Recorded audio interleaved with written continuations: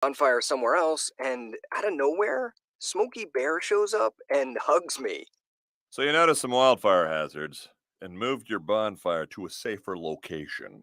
Yeah. Yeah, that's Smokey, all right. He likes it when people help prevent wildfires. It hits him close to home. Not everybody gets the hug, my friend. So that's pretty special to get a hug from Smokey Bear. So it was him. Hey, guys, I told you it was Smokey. Okay, well, congratulations, my friend. And thanks for calling. There are many ways to prevent a wildfire. Learn how you can do your part at smokeybear.com. Only you can prevent wildfires. Sponsored by the U.S. Forest Service, Ad Council, and your state forester. Hope you enjoyed your meal. And I just want to say, he's lucky to have a brother like you. Lucky? Caring for my brother is far from easy. Waking up every day, lifting him from the bed to the wheelchair to the car to get him to therapy on time, it's no small task between the doctors and the diagnosis, but nothing can disable this love. This is my big brother, my hero. He's part of me, like my arms and legs, so I'll be his. See, there's no time for tired. This starts again tomorrow. He'll be waiting for me. I wake up for him. I know he needs me, but I'm the lucky one, even though I need help now and then. If you're caring for a loved one, visit aarp.org/caregiving for care guides and community, or call 877-333-5885. Caregiving Resource Center. Support for your strength. Brought to you by AARP and the Ad Council. It's the Worldwide Sports Radio Network. Little roller up along first, behind the bench. It gets through Buckner. Here comes Knight, and the Mets win it. See you in Pittsburgh. Can't wait.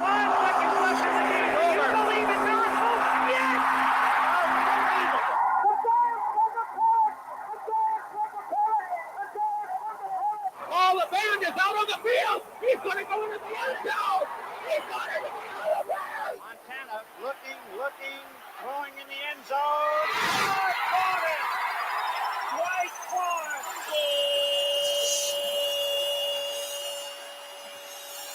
You're tuned into Game On with Josh Silverberg. Game on. Talking all things sports. It's Game on. Yeah, game on. Game On, right here on the Worldwide Sports Radio Network.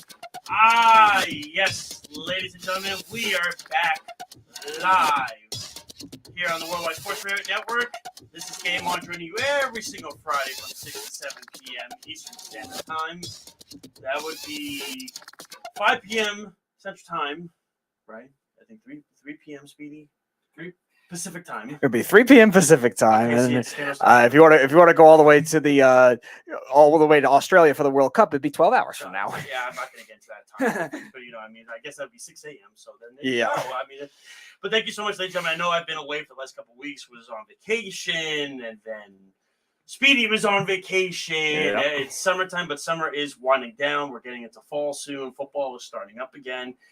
We have a great jam-packed show for you tonight, ladies and gentlemen. Of course, you can check us out at worldwidesportsradio.com. We're on Facebook, Twitter, YouTube, Spotify, Periscope. I think I got all of them at that point, pretty much. Well, it's Twitter Live now, not Periscope. Periscope was our bread and butter. No. It's called X, remember? Oh, that's right. It's called X. My bad. It's called X now. You got to remember that. And, of course, if you want to call in the show, the number is there for you to call in. And I actually want to get, before I bring in the person that I know every single person is very excited to have on the show tonight.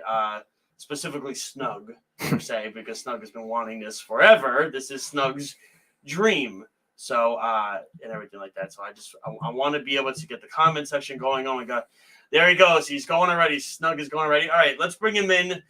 Ladies and gentlemen, of course, he's coming on in now. Let me get him in there. There he is. My father himself, Nelson Silverberg, is here. He is on. He is live. What's going on, Dad? Everything's going great. First of all, let me just thank all the viewers that have been writing in that have been dying to get me on the show. Also, Josh, Speedy, and of course, Errol. I just want to say thank you for everybody to give me this opportunity. Well, I know you. I was going to say, so Mom is the next one, right? Like, Mom's got to come out at some point, especially if the 49ers Of are deep in the course. playoffs. I mean, but we're going to get into the 49ers because so far what I've been reading is Brock Purdy has not looked very purdy in practice the last couple of weeks. So, I mean, there's that. But we will discuss all that. We're going to get into the baseball trade deadline conversation. What are our thoughts on the New York Mets, the New York Yankees? Where are these New York teams at? And basically why the baseball season is pretty much kaput at this point for both New York teams and why we should look forward to next year.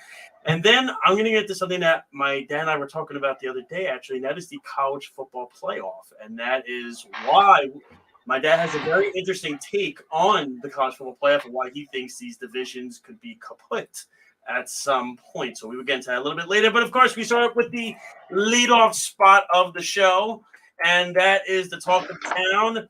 Well, I guess here in New York, but apparently everybody on the NFL is talking about it. I know Errol and Speedy have been talking about it the last couple of days, and that is Hard Knocks, and that is with the New York Jets and everything that's going on. And my dad's smirking because it's Aaron Rodgers, and he's a Packer fan, and everything of that nature. So can't, but pretty much really quickly giving a synopsis on this. It was very interesting, Speedy. I know you saw it too and everything of that nature.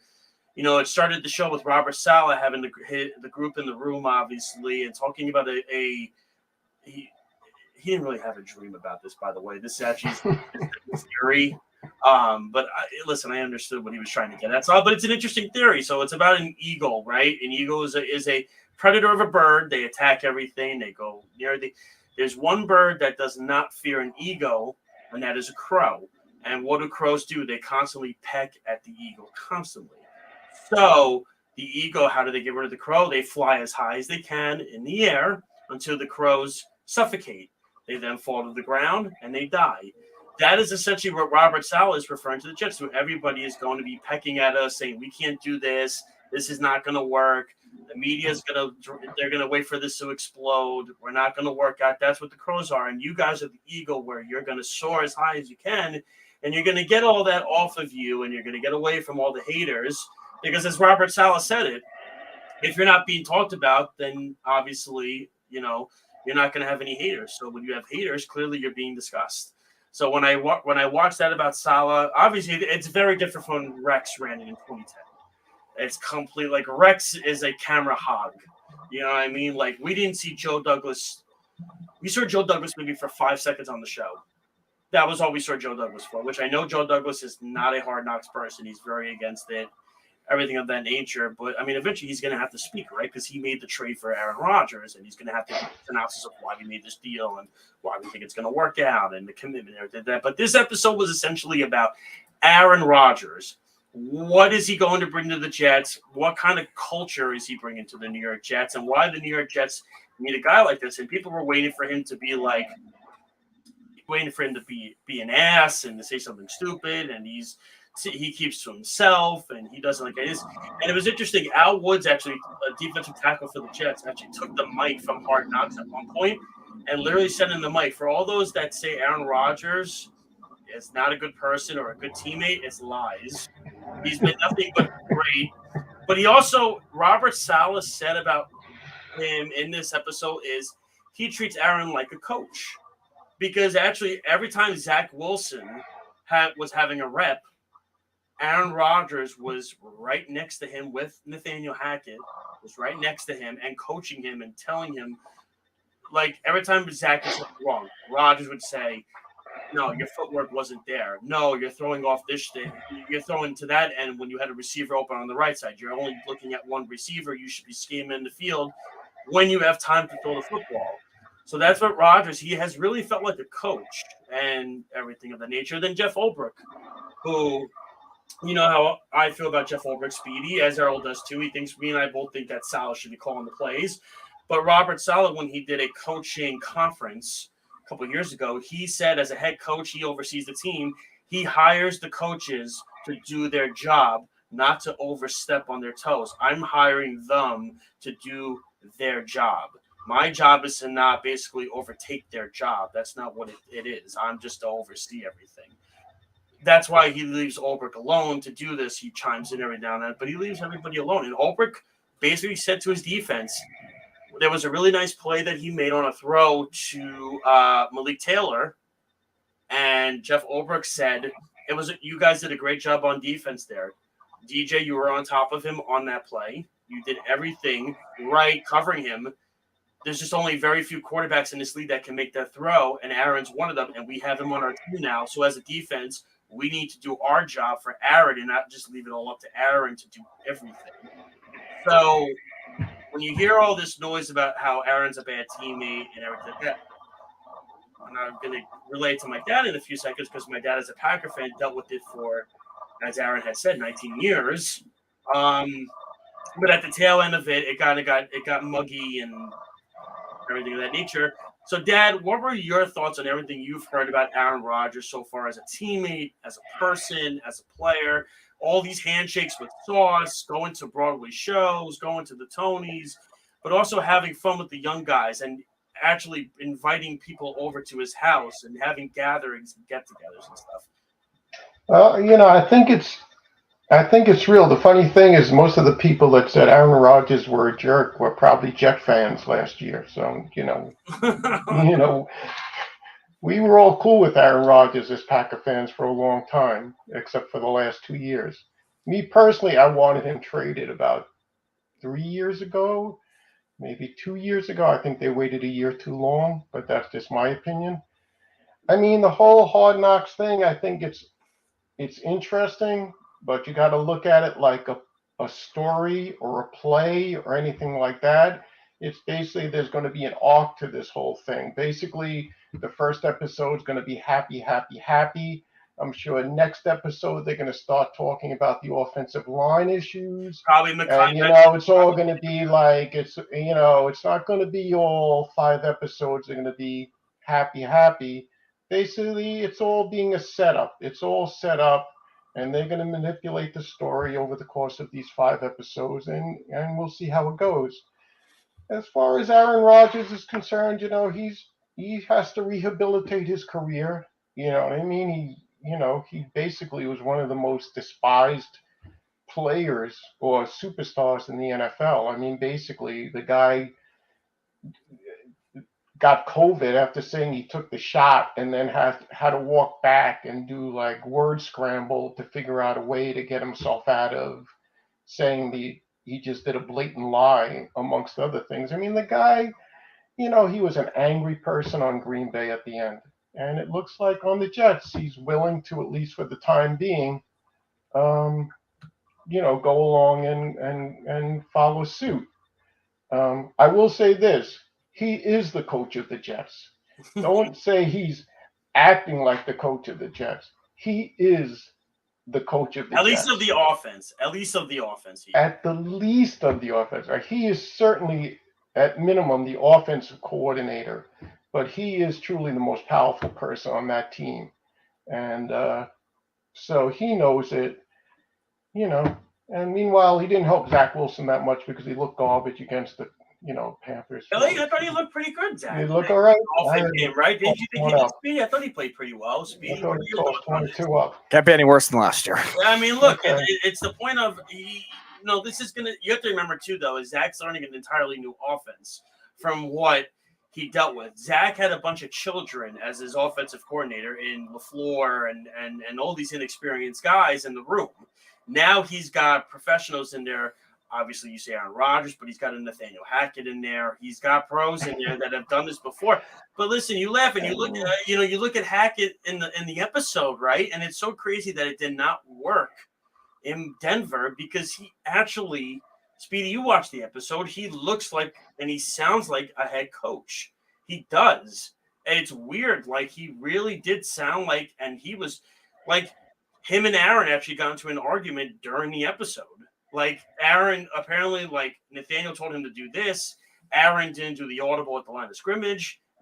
He then missed a receiver and threw an interception. Nathaniel then yelled at him and said, "I told you not to do that. I saw the play happening on this side. You didn't do the audible when I told you to." And then Aaron told him to relax. I find it next time. But like Nathaniel was very aggressive with it and basically saying you can't do that. You know what I mean? Like and everything. But and I understand it's coach. The nice thing that I'll say what Peyton Manning said on the Pat McAfee show a few months ago when this trade happened. The best thing about Aaron coming to the Jets with Nathaniel Hackett here already is Aaron doesn't have to learn an entirely new offensive system. That's the nice thing. It's his offense. It's his offense. That's the thing. If it was still, if LaFleur was still there or somebody else was still there, Aaron's having to learn an entirely new offense, and him and the coach are going to butt heads, and they're not going to like it. You know this. Aaron's very stubborn as a person. He likes what he likes. This is what he does. Some guys are like that. Peyton Manning, when he went to – the reason why Peyton Manning said he picked Denver over going to San Francisco was he didn't want to learn an entirely new offense where Denver had the offensive system in Indianapolis already, which at the time, right, San Francisco, you can make the case, was the better team than Denver was with that, right, Speedy? San Francisco had the better defense at that time and everything like that, but he went to Denver because he knew the offensive system already, which is why he felt comfortable going to Denver. And some players do take that. Now, Tom Brady, I mean, listen, him and who was the head coach that he won the Super Bowl with? Bruce Arians. Arians and him ran two completely different systems. That's the fact. Brady just went there, and Arians basically said, "All right, you do whatever you want." You know, same thing here. You know, but the nice thing is that Aaron has guys already on this coaching staff that are able to he's comfortable with. That's not a coincidence. I mean, first of all, has any person in football, not a player, but anybody in management, got more out of being Aaron Rodgers' friend than Hackett? I mean, Randall Cobb. Randall Cobb's good. I'm not talking about players, but I'm just talking coaching staff. He got the head coaching job at Denver with the assumption that he was going to be able to bring Aaron Rodgers there. I do want to just get then he got nailed there, and he had to go he got the Jets job only because Aaron Rodgers went there. But again, he didn't have to take that job. Remember, he was still collecting a paycheck from Denver. He didn't have to take that job. He took the job because remember, look at it in this way. It's last year. Remember, Hackett took the Denver job. He thought he was getting Rodgers. Rodgers then said, I'm going to stay in Green Bay because they're going to pay me more money. So they had to scramble and get Russell Wilson. Russell Wilson does not run Nathaniel Hackett's offense. I don't know what the Daniel Hackett offense is since Jacksonville. I mean, what is the? Well, that's what it is. You would say it's more. I mean, it's more of a dump kind of offense, right? It's more of a spread offense. That's what it would be. Some kind of like more middle concept West Coast type offense. It's more slot receivers, yes, everything like that, which is where Allen Robertson succeeded very well in doing it. And Allen Robertson thought he before was his bad injury. He also thought he was a deep threat receiver at that point. But I want to give Hackett at least one portion of credit. He did in Jacksonville with Blake Bortles get to an AFC Championship game. Yeah, that alone, that's something nobody talks about. And I know Snug's calling. We're gonna get this. I know Snug, your favorite person, Dad, is calling. Snug is calling. We'll get on the phone, or I can talk all day. I should give him my home phone number. So it's like, you know what I mean. Well, I don't know if he'll be able to hear what you say. He might, right? You think maybe he will, or you might not. We'll see. We'll see. But I mean, all right, you want to bring him on, Speed? Bring him on. He's dying to talk, and he's gonna insult me 20 times. He's gonna shout out whose show on? He's gonna shout out on Kenny, of course. Shows on Sunday. All right, Snug, what's going on, man? You're right. The Kenny show's at noon every Sunday Eastern time, or whenever Kenny gets out of bed. So please don't miss it. It's hey, Snug, he was on earlier last week because he was going to a Metallica concert. Did you see that? He was on early. I saw that too, and I was going to text her. I'm like, what is Kenny doing on? I didn't see his text. I was prepping to go to the game. I'm like, oh god, I forgot Kenny wanted to have a show earlier. When you're Kenny's caliber, you come on when you're ready. People are just waiting. They see that notification, then they jump on. I also want to thank Nelson for coming on the air. Nelson, you're a fine gentleman, and I am thank you so much for rooting for me. I'm not gonna lie, it's really hard to hear you, man. So I don't know if you're talking. Oh, I'm sorry. I'm talking over you, but I think that unfortunately Josh lost his way somewhere along the path of life, because your sports takes are solid and Josh's sports takes sound like they came from Earl. So you know what's funny? You know what's funny? You didn't say that 3 weeks ago. No. You didn't say it 3 weeks ago. You said I was the right one, and Earl was the one that was missing the points. Now you're flip-flopping. Yes, after all it took is one episode of Hard Knocks for you and him to perfectly align in Jets retardedness. Well, now hold on. Did Earl say that the Jets are winning the Super Bowl? Did he say that? Did he say that? If he hasn't said it, he probably will. Okay, because I would never say that. That's number one. No, I don't think he's backed that off a little bit now. He's more into they're going to go into the playoffs and they could win the Super Bowl. Okay, because we had a conversation about the Yankees the other day. He was making excuses nonstop about the Yankees completely, and I said, no, dude, the Yankees are a train wreck. That's what they are. But this is what I love the most about Jets fans and Hard Knocks, right?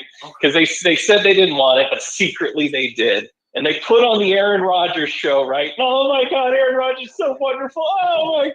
And so for 10 years in the league, everyone said Aaron Rodgers is a giant dick. And everyone else was like, yes, he is. I can't stand that guy. You get on one episode of Hard Knocks where it's edited, because what are they going to do? Put up the stuff where he yells at people, acts nasty? No, they're going along with the storyline. And he's all sunshine and smiles. Sure, call me in week 3 when that offensive line isn't protecting him the way he wants to be protected, and he's all beat up. And I'm not going to say they're not going to win some games, because they are. And then tell me how sunshiny this guy is. It took 1 hour of television time and pictures of smiles, which we all know reality TV isn't that real, right? To get everyone so fired. Oh, my God, he's such a good guy. Now, here's the fun part that people aren't considering. Aaron Rodgers, at this point, had really kind of sullied his reputation in quite a few ways, like lying about being vaccinated, being some kind of crazy ayahuasca guy. But he also knows that he's, 2 years from retirement? 3 if he's lucky? He wants a TV contract just like the GOATs. The GOAT got more money being on TV than he's got playing football. And so Aaron Rodgers is going to be the nicest guy for a couple of years, and he's going to show so well, and he's going to teach Zach Wilson how to be the next, I don't know, who's Zach Wilson going to be the next, no, it'll be, who's a good one, like Ryan Tannehill. That's a good one. Oh, yeah. Let me tell you something. He would take that. That would be a blessing. I'll take that in a heartbeat. Yes, that would be He's going to threaten you with a good time and not do anything at all. So, I mean, let's back it off a little bit. The AFC East, everybody knows and agrees, Jets fans, Patriots fans, everyone probably but Dolphins fans, they're a little bit myopic because they think they're going to be able to prop 2 up long enough to win something. Let me tell you a really quick stuff before you continue. I got to say something. Out of everybody on Twitter with all these fan bases and everything that I've seen, the Miami Dolphins have not won a playoff game since 1999, and they act like they just won a Super Bowl. You know what I mean? Sure. And I'm like, and I keep saying to myself, I'm like, I don't understand how, and everything that I've heard so far at training camp is Tua has not looked great in training camp so far. Who's looked good? No, he's not. I mean, how far can you trust Tua? Well, I mean, he you know, as far as you could drop him on the floor. Dude, he is one good hit in the head from like drooling and coloring books for the rest of his life. Let me tell you, that's like honestly, that's who the on a Dolphins human level, I fear for him. That's I don't want to see this. No, of course not. But that's who the Dolphins. And my dad said this at the time with Waddle and Hill. The Dolphins should have been the team to go after Aaron Rodgers. That's the team that should have went after him, because if they got Aaron Rodgers in Miami, that's the team I think that would have really been. You would have said with Waddle and Hill on that team, forget about it. Don't worry, they can overcome the Jalen and Ramsey injury because they got the great Eli Apple. Oh, I can't wait till Garrett Wilson just does a 3-star step on him, 20 yards deep, and steps over him as he gets a touchdown. Like I said, I can't wait till Eli Apple gets traded back to the Giants for don't torture me, Snug. Snug. Footballs and like a thing of nachos or something. Snug, do not give me nightmares. Well, Snug, what is it? Before we let you go and everything of that nature, first off, are there any good, in regards to, obviously, I know you're not, clearly, do you feel that the Jets can be a good team this year, or are you just on the banter of it's gonna blow up in their face and they're gonna find a way to ruin it? No, that's what I was saying. Is realistically, the AFC East is a 3-team race, and it's the AFC alone's a gauntlet. It's heavily weighted towards the Jets and Buffalo. If we're going to be real honest, as a Patriots fan, I'd love to see them do something. They might do something. They might not. The Patriots? Yeah, their defense will be okay. The defense will keep them in games. Yeah, but Mac Jones will keep them in games. That's the problem. Well, I'm not going to say that. Who is he throwing the ball to? Don't say Juju. Don't say Juju. I was going to say they got a couple of pieces. I'm not saying they got anyone to wow anyone, but it's better than what they had. And they're a scheme team. They play on the scheme. They're a scheme team. They don't need great receivers. They're enough to cause problems. But my point is, the AFC East is going to beat the hell out of each other. So, are the Jets probably going to make the playoffs? I think there's a very fair chance of it. Place a bet on it, Doug. Place a bet on it. Place a bet on it. On whether they'll make the playoffs? Yeah. How far do you think they'll go? How far they'll go? Place a bet on I think they could win one round, possibly. I think they could win a wild card game. Okay.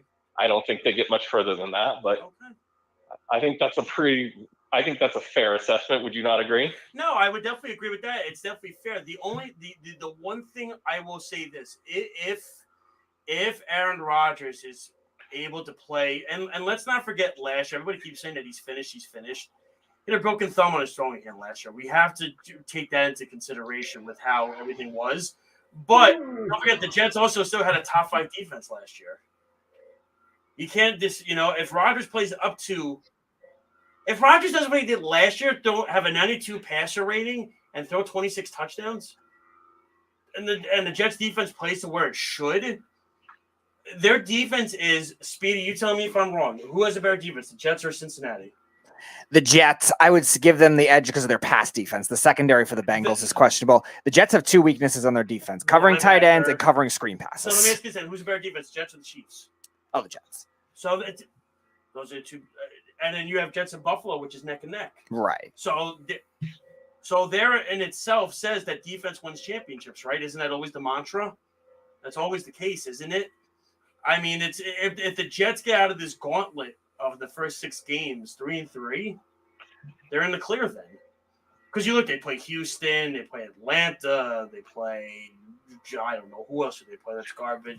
It would be the AFC, the AFC South, I believe, and the AFC North, the NFC East. So judge that accordingly. But let's keep in mind, if they don't get the offensive, let's face it, it doesn't matter. If they don't get the offensive line solved, then they're an 8-win team.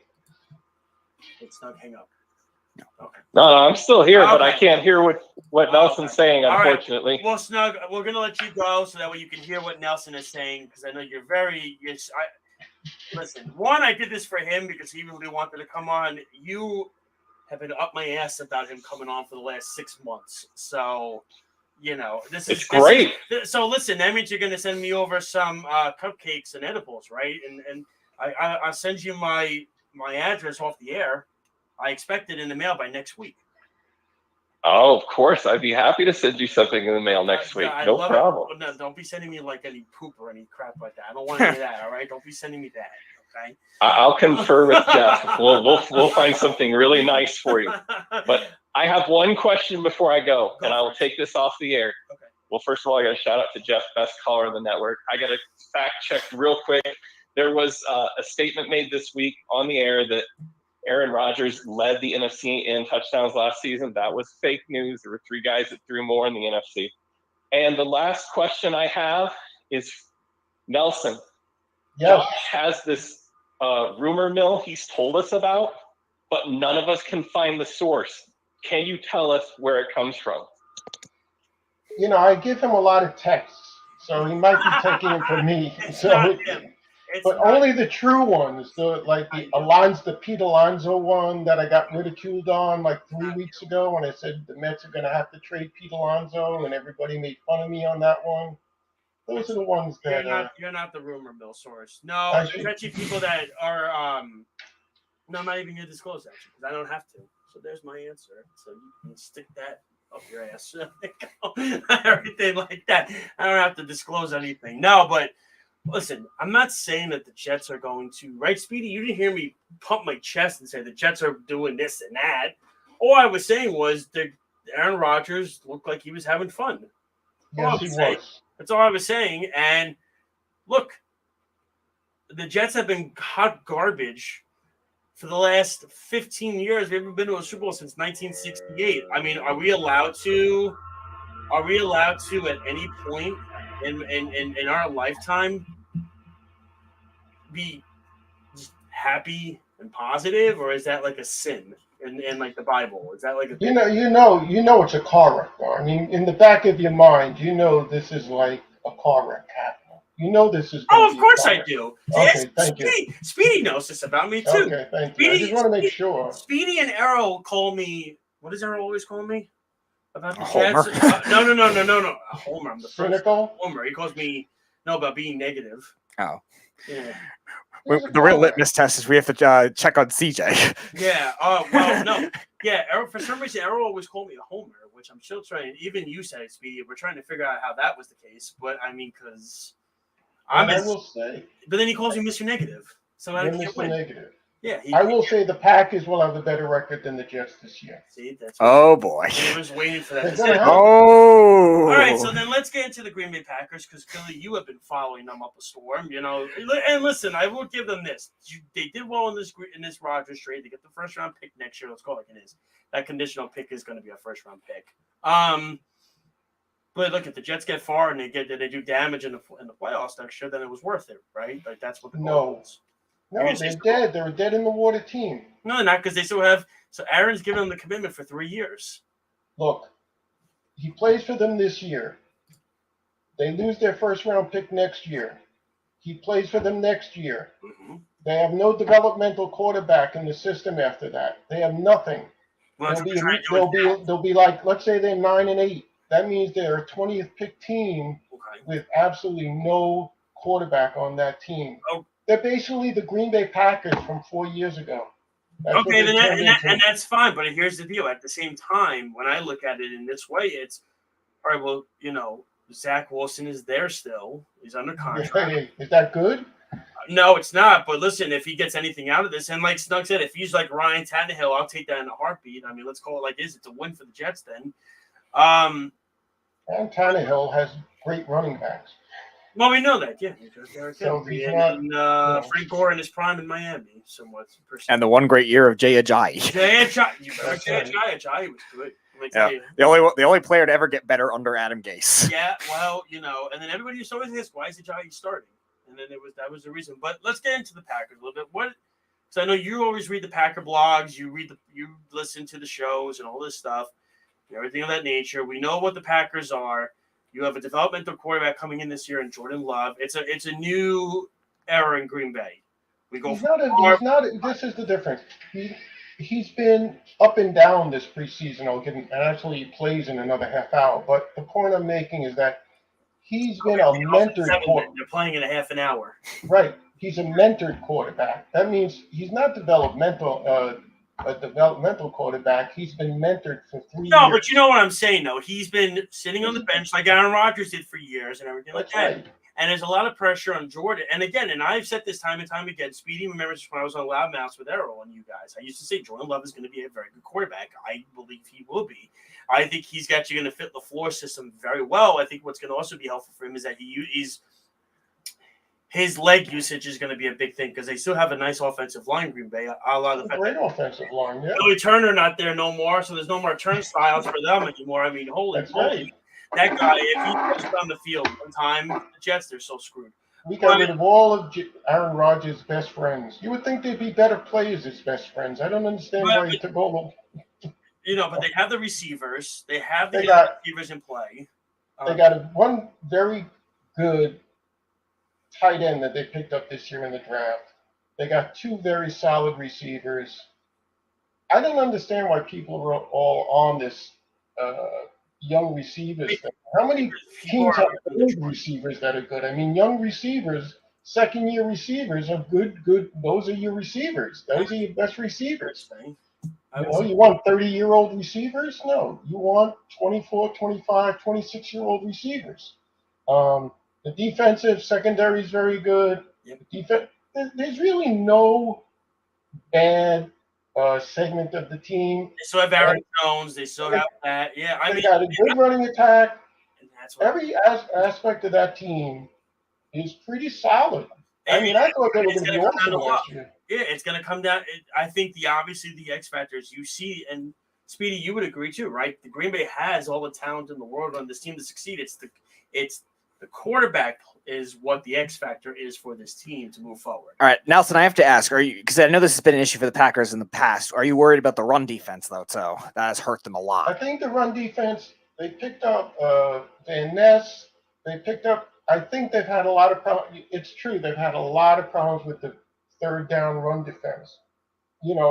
They're counting on young guys to pick it up, and I don't know how it's going to work out.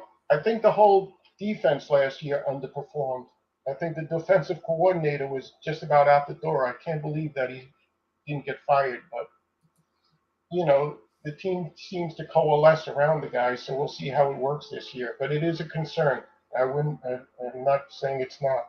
No, I mean that's again. I think, they're the thing about Green Bay is they're in a very winnable division in the NFC North. Great coaches like you were talking about the Patriots and stuff. Those teams. I mean, last year was terrible, but normally those teams, they don't need great talent to win. Like they just know how to scheme victories. Like they offensively scheme victories. Like look at San Francisco. Everybody talks.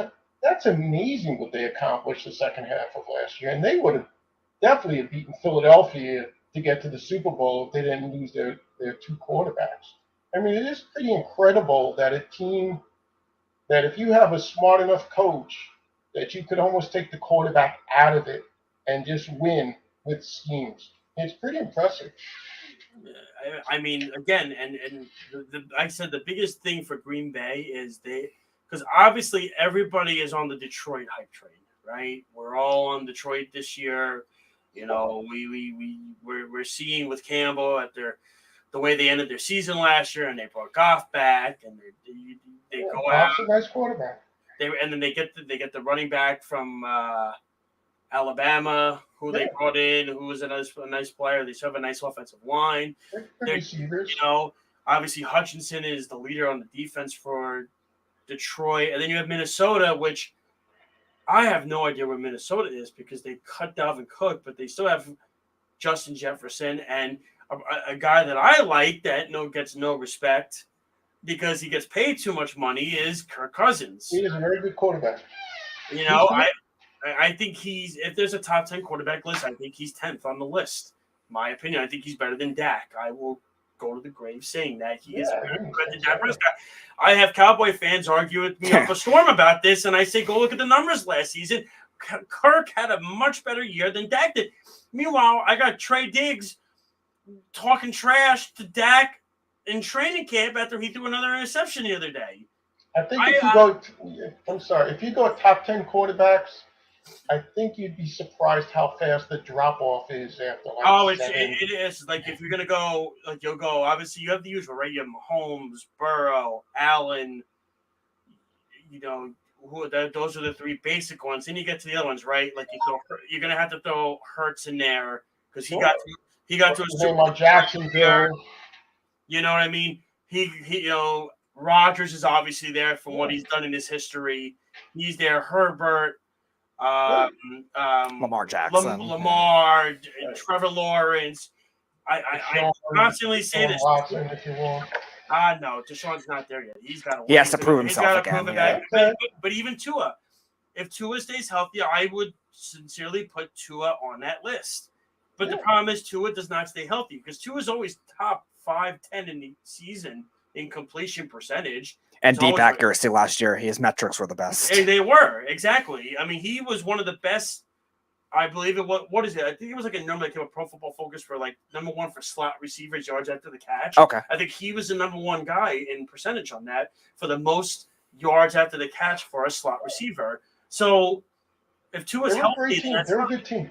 Yeah, so it's a matter of And then if I want to put Cousins in there, I would put Cousins there. I'm not putting Dak top 10. I'm sorry. I can't. Yeah. He's the reason everybody will constantly say, oh, the Dallas doesn't have anybody to throw the football to, or they don't have. I mean, you guys still have. You have CeeDee Lamb. You had Schultz last year, and then you had Tony Pollard and Ezekiel Elliott, who Elliott's finished. We clearly can see that, but you had Tony Pollard last year.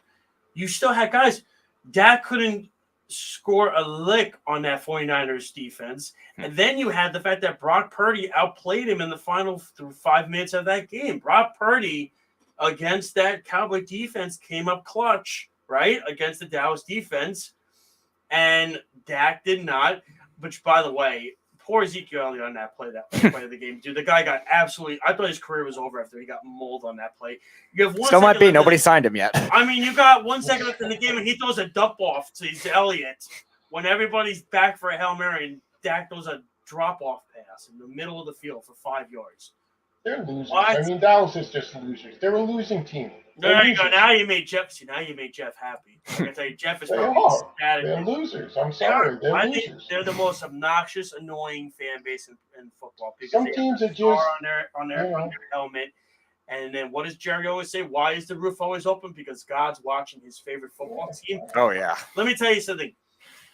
If God is picking the Dallas Cowboys as his favorite football team, he needs to get back on track, and he's off the rails at this point, and figure out where he is standard. You think it'd be the Patriots? They say the 90s. It would have been the Patriots. I would have said the Patriots. You could have said, I don't know, whoever Peyton Manning is following. You go to him. I don't know, but that's the point. But we'll do like a one commercial break, Speedy. We'll do a one commercial break. When we come back, we're going to get a little bit into the baseball conversation, do a little trade deadline stuff, and then we're going to end the show with the college football play. And I'm going to get my dad and I will talk about it. I'm going to get Speedy involved too in this, because I know Speedy and I were talking off the air about it, and I know Speedy's a big college football guy. So we're going to get into this conversation, the three of us, about why we think, and this came from my father, I'm going to give him credit for this, why we think divisions are going to disband after this 12-team playoff stuff starts. You're listening to Game On Live right here on the Worldwide Sports Radio Network. We'll be right back. You're listening to the Worldwide Sports Radio Network. Hi, this is Terry Crews, actor, former football player, game show host, father of 5, and all-around big dude. I'm also an expert on drama. I know all kinds of drama. There's the good kind that comes with having a house full of kids. There's the bad kind, like season-ending injuries. There's the necessary kind, like having an agent in Hollywood. And there's silly drama, like the drama around my percolating pectorals. And then there's the drama you can skip. Skip the drama that comes with not having your high school diploma or equivalency.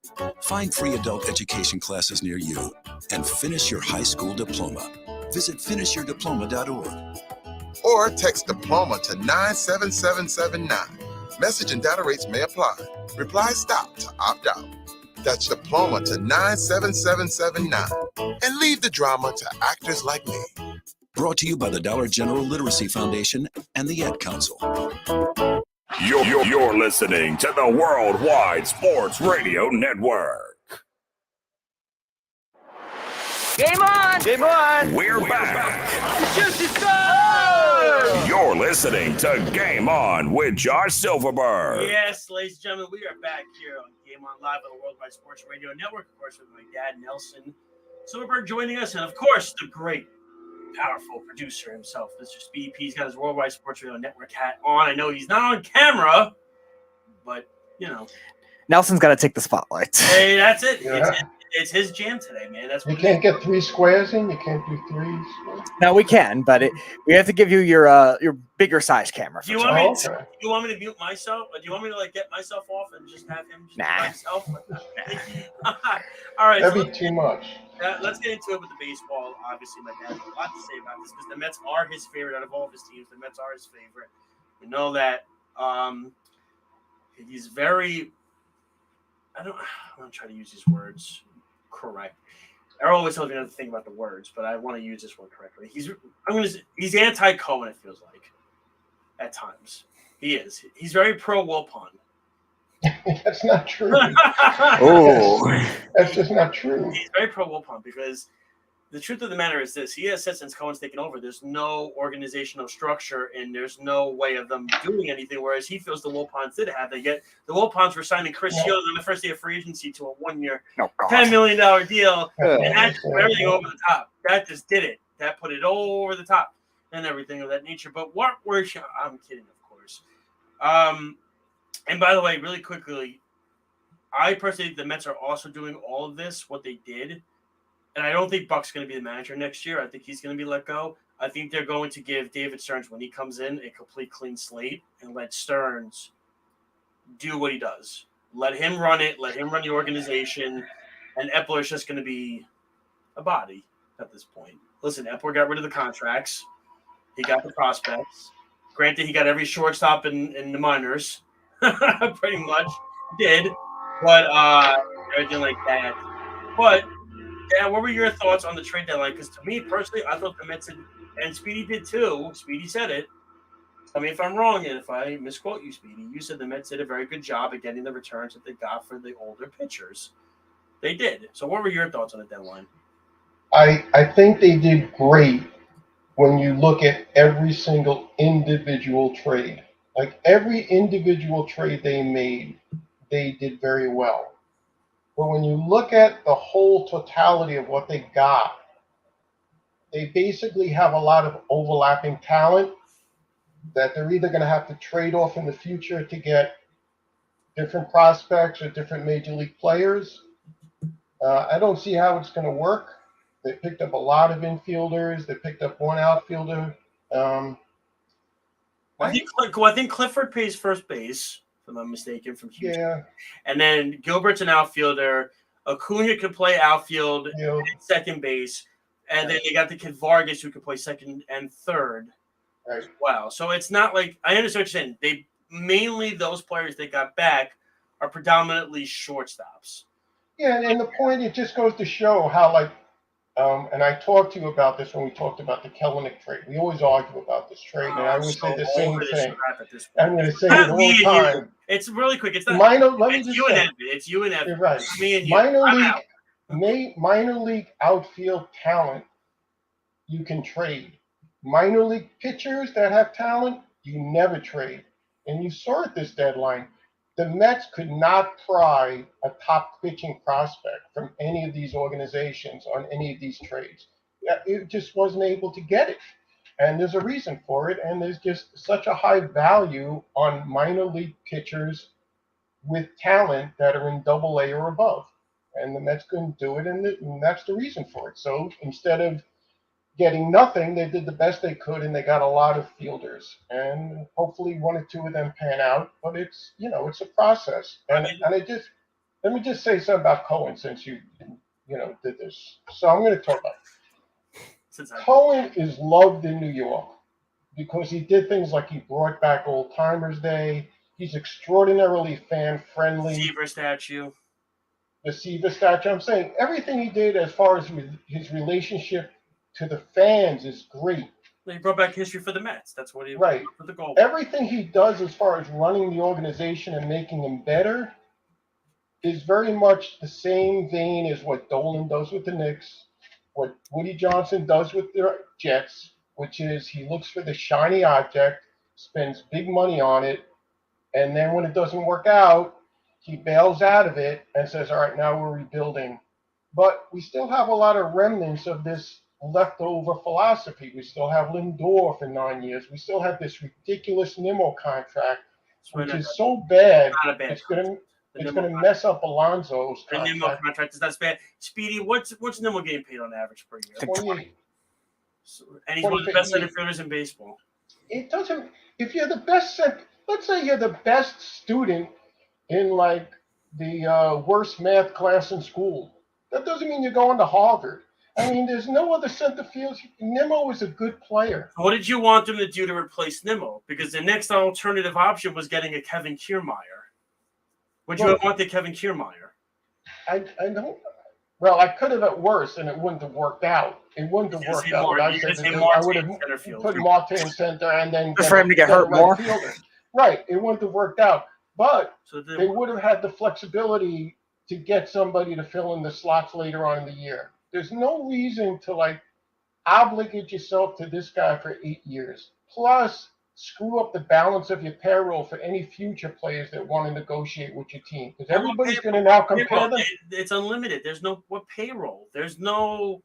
There's a limit, Josh. He's not going to. He's already bailing He's already. out on some. Yeah, I know that, but that's the thing.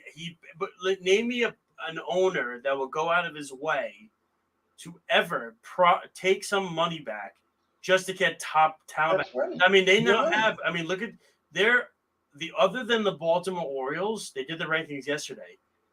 The Mets are now the only team other than the Baltimore Orioles that have 5 or more prospects in the top 100 on MLB.com.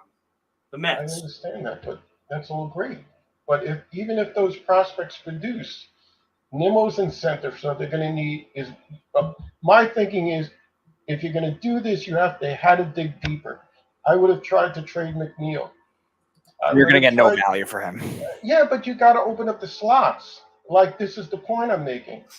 If you're going to dig out, and you're trying to dig out of this thing, then you have to dig out of this thing. You know, they actually did try to trade Alonso, from what I understand, but the value was so low. Like, this is the conversation. You're going to end up signing Alonso long term. What's Alonso's value? I said between 190 and 200 mil. That's what I said. To how many years? He's 29. How many 29 years? now. I would say probably for about 6 or 7 years. So you're saying 35, 36 million a year. You are, but for 6 or 7 years for because him. that's what's going to have to get done, because it's almost like the same thing with Matt Olson. It's the same thing. Olson got a long-term deal for that same amount of money, and Olson's around. I think Olson's around the same age as Alonso. Yeah, he's the same age as Alonso, but he signed his long-term deal 2 years ago. Yeah. So I mean, it's all shifted. It shifts. But how much did Olson also get? Didn't Olson also get like 180 or one? And then Freddie Freeman. He's got 8 years, 168. Yeah, and Freddie Freeman got 180 from the Dodgers, and he's 33. 34. Okay, so let me ask you this question. Olsen got 1 year, 8 years, 170? Mm-hmm. Let's say. Alonso is not going to do that with Nimmo making 160. I mean, within the organization itself, Alonso is a much more important player than Nimmo is. But you say that, but then you look at a team like the Yankees, right? The Yankees have Cole locked up for 340. Judge is locked up for 300. Stanton's still getting his. Rodon's getting 160. LeMahieu's on for another 110, so he's got 2 more years left. He's deep into that contract. I mean, and then you got Rizzo next year. The Yankees have bigger contracts than the Mets do long term. And it's not working out. And it doesn't work out. I know, but the Mets only have, when you look at the massively $300 million player on their team, the Mets have 1. The next biggest number is Nimmo, I think, at 1? Yeah, 20 per year, 160. Yeah, that's the length of the contract. The length is a little, I would have said 20 for 5. That's fine. I'm concerned with that too, yeah. Yeah, no, and that's fair to say. 100%, that's completely fair. The nice thing is that Nimmo has actually produced so far on this contract. That's the nice thing about it. He's a nice player. He's a very nice player, but he's not. Like the McNeil contract was a budget. Like McNeil's didn't cost it. Like you could trade McNeil if you want to. If you feel Acuna is ready next year, if you feel like Acuna is ready to go in spring training and you think he's your second baseman, like you could trade McNeil. That's not a big contract. Like this is the thing, and I guess we're leaning towards the Yankees now. This is the thing with what the Yankees have to deal with now, right? Because now you heard today Nestor Cortez has rotator cuff issues. He's done for the next 4 weeks, so he's not going to come back this year. I don't see it. Right. No way. And then you have Rodon, who has been a disaster since he's been here. By the way, I like it. I said before here, I hated the signing because that guy, he's had 1 healthy season in 7 years? He had 2 healthy seasons. Last 2 seasons were very good. They were good, but he was never been healthy. Excellent. I would say excellent. His last season was almost signed. Well, he was also in He was also in that ballpark. Really good. He was also in that ballpark in San Francisco. I understand, but I'm just saying this. Look at what this Met team has to get next year. They have 1 pitcher base. They have Senga. Well, I think they're going to go after the Japanese pitcher. What's his name? I understand. Yamashita, or they're going to go after. They'll probably go after him. So they'll probably try to go after him. Don't say Urias. Rosen. Yeah. I mean, Urias maybe. I mean, Rosenthal said it today on the Athletic. He said, and I still don't think it's going to happen. But he said 110%. Otani's. They're gonna throw a pitch at Otani. They're gonna and they're not gonna get him anyway. No, I think he's gonna go to the Dodgers. But to say that Cohen won't be involved, but the thing of it too is that I feel like this whole thing was with Stearns. I don't think Buck's gonna be the manager next year. I think what's gonna happen is Stearns is gonna come in, and then I think what Stearns is going to try to do is he's gonna try to have maybe Craig Counsell follow him from Milwaukee to the Mets. Because they're best friends, and Stearns hired him, and Stearns did everything. Stearns is also very good friends with Billy Epler. He's, everything like that. I think that's what this whole setup was. Honestly, don't be surprised if under the table, Cohen was probably talking to Stearns about some of these things. And it's never going to come out. But I hope it's Epler. Epler was probably asking Stearns for an opinion on this. Stearns was probably giving it to him. I wouldn't be shocked if that was the case. I'm just saying, if you sincerely look at this Mets lineup right now, the outfield is a disaster. I mean, they got a horrible hitting outfield, right? You got Martin, Nimmo, and McNeil, or whatever you want to put in my field. I don't know who. You have Alonso at first, low average, big power. I don't know. So you don't want Alonso long term? No, he's a one-tool player. He's great at that one tool. It's funny because he is a one-tool player. No, and I agree. And that's the funny thing is, I was telling Errol, and Errol's still upset that the Yankees re-signed Judge. He didn't think the Yankees should have re-signed Judge. He said the Yankees only re-signed Judge because the organization was backed into a corner by the fan base that they didn't do. Because the problem is, as Judge is getting older, and now he's got this foot issue, which, by the way, people have said with this toe issue, when you get a surgery on it, you're not the same player, a la DJ LeMahieu. DJ LeMahieu had a toe issue, got surgery on it. He has not even come close to the same player that he has been. And can you imagine if this Judge thing blows up in their face because of this toe issue with the Yankees? I mean, they're screwed for the next 8 years with this contract. I mean, that's the thing is, power hitters regress as they get, except for Freddie Freeman somehow. The rest of them regress consistently. I mean, if you look at the most disappointing teams this year, it is the teams probably with the most long-term 10-year contracts. Padres. It's the Padres. Yankees, and the Mets. Yeah, I would say that I think I said that a few weeks ago. I think the Padres are the number one team, and not to mention you said it to be that the Padres network. The network, I think, didn't it just go up in flames? The network, didn't it? There were a couple other ones too. Yeah, they were one of them. They just went up in flames. So I want to know, where is this money coming from to pay these guys? They might have to they're in the 20s in attendance too. So where are they constantly coming up with this money? And they are going to have to probably trade Soto. Yes, that's what's going to have to, because Tatis, no value right now, right? Is Tatis having a good season even, or is he? I mean, it's not worth trading. It's not worth trading him. Hader's going to leave as a free agent, so that's going right there, losing your closer, because they signed Musgrove, who's been meh. Snell, they're going to lose in free agency because somebody's going to overpay for Snell.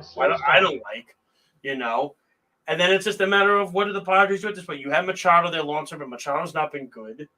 Bogarts has been awful. That contract.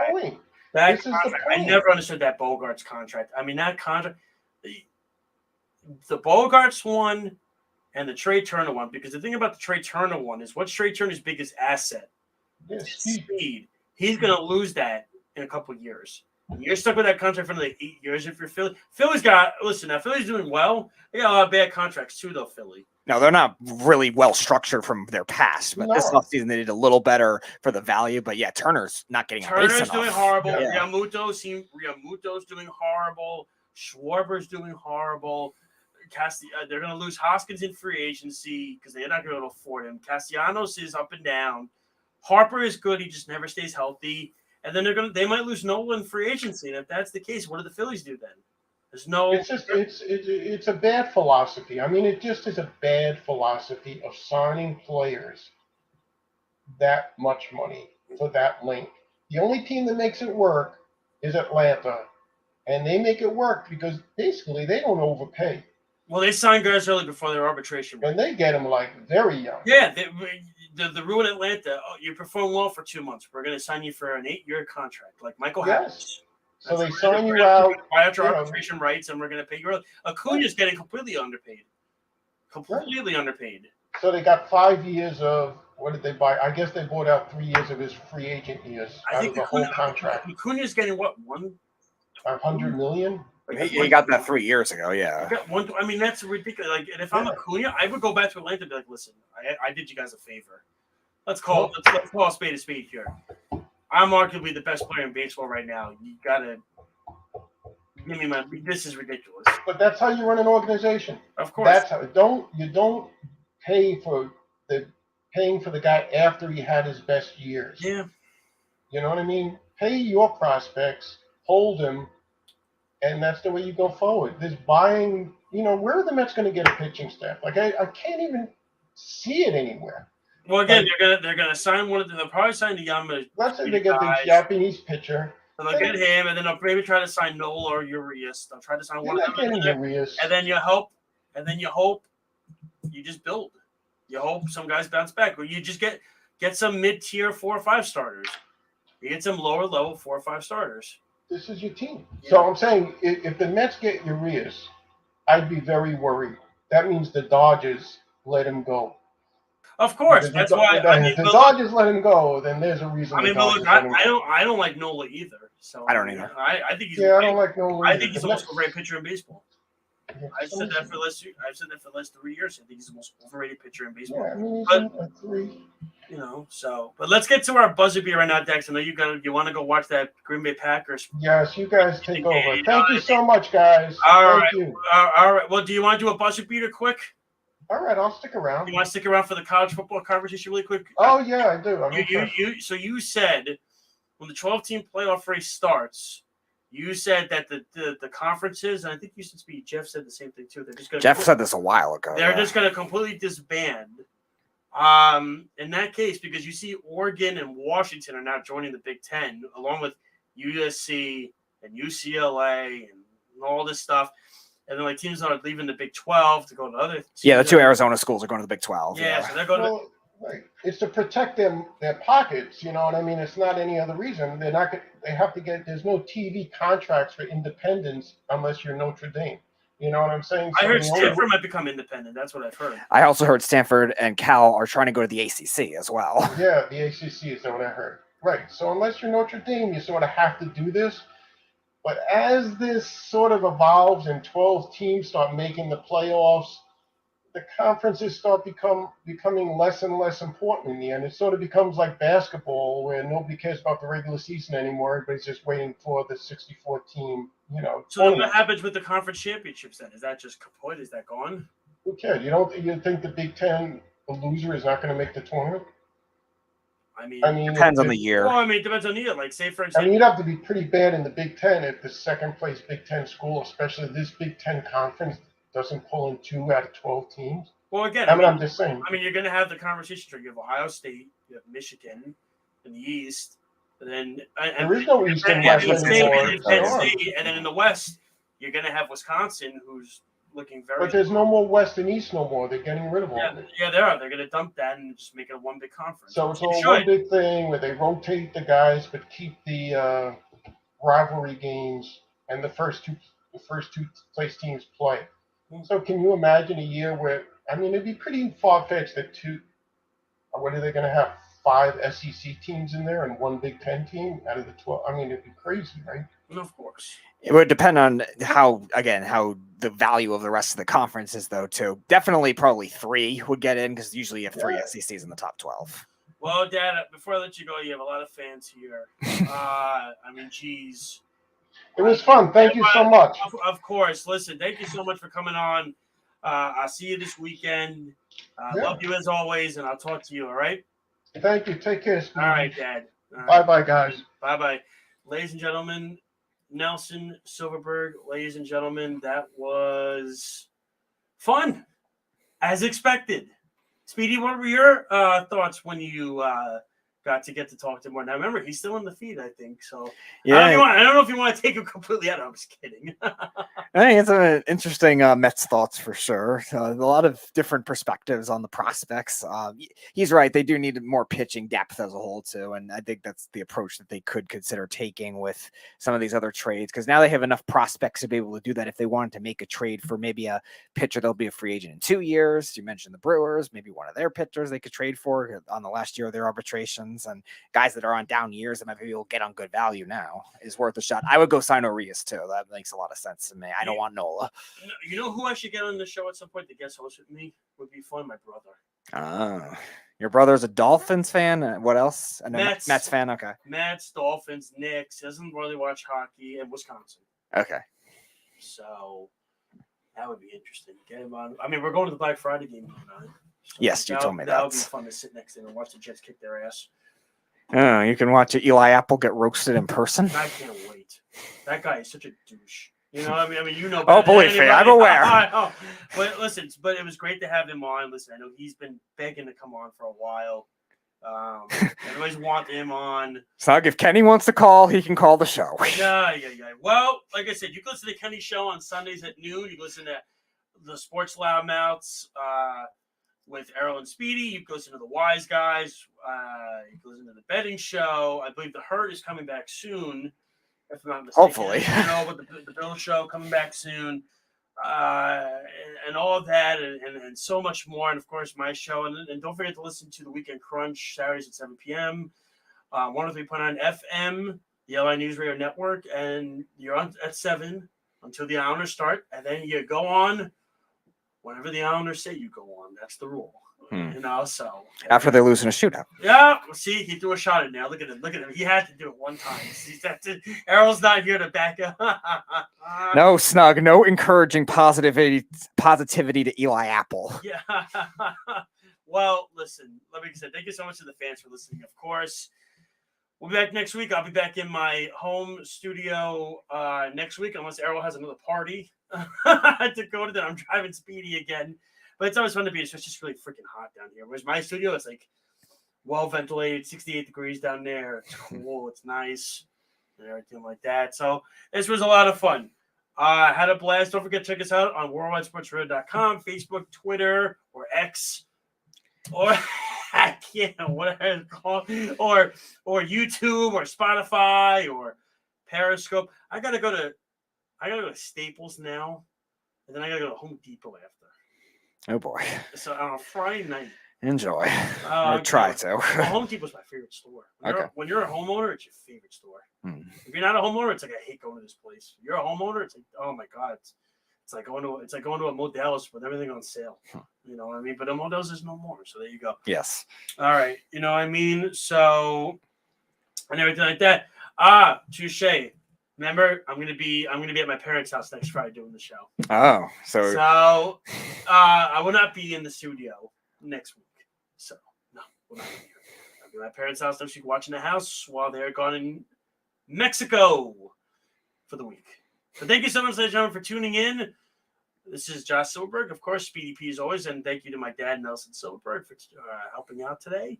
Have a great weekend, everybody. We'll talk to you next Friday. Enjoy your sports. Enjoy everything. Stay safe, and we'll talk to you then. This is Game On Live right here on the Worldwide Sports Radio Network. You're listening to the Worldwide Sports Radio Network.